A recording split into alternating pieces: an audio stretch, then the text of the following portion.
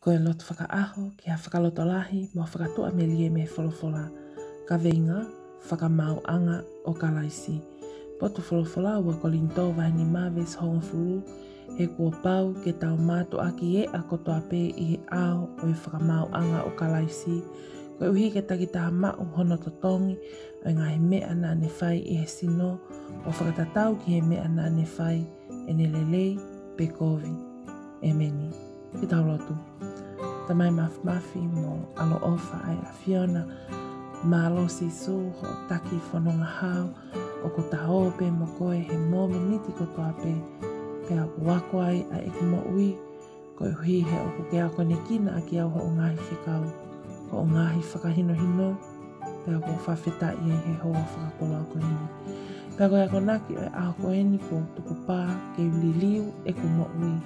Liliu hoku urunganga, liliu e ku mea kutoa pe ke tuha mo tau me whinangalo e a Fiona, te lia ai aho o e whakamau.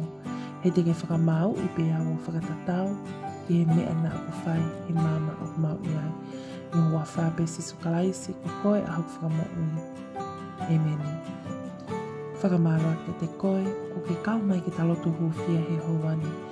Mālie hono ho whongi ki tau tō he aho ko eni, ko ki tau tolu, te tau mātu aki e a kotoa pe i he ao o e whakamau anga a kalaisi.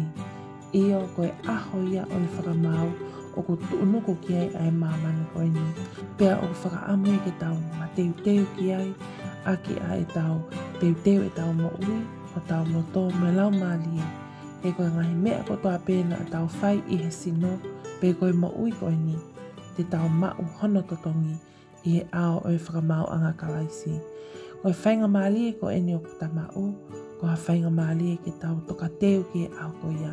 Whie mau ke tau ma teu teu ki ai, whakatonu ho tau ngai hala, whakatahataha mai ho tau ngai whamili, pe a uki ki tau tōku toa, ke tau tafoki me he ngai yoi a setane, ka ke tau whai hono whinangalo. Ka e malawa, ke tau au sia ai mo ui taingata. Amen. Thank you to you all who have joined and subscribed to this channel. If you're new here, welcome. Don't forget to subscribe. That way you're kept up to date on daily prayers of hope and encouragement from the Bible. Also check out the description box below for all links to our social media platforms as we provide daily devotions and ministry for the youth and young couples. Thank you and God bless.